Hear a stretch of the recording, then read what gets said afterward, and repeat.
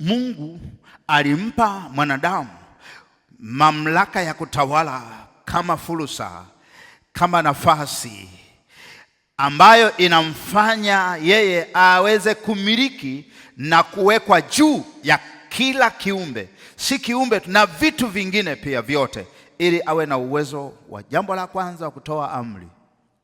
Jambo la pili, kutiisha, ili vitu vyote vitii. Bwana Yesu asifiwe sana.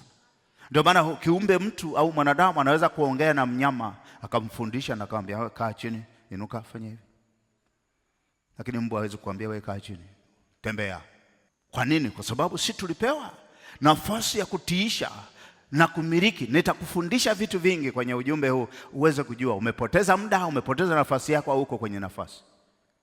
Tulipewa hiyo nafasi ya kutawala kwa sababu Mungu alitaka tuwe na amri juu ya viumbe wote, lakini pia tuweze kutiisha, vitii viende katika utaratibu.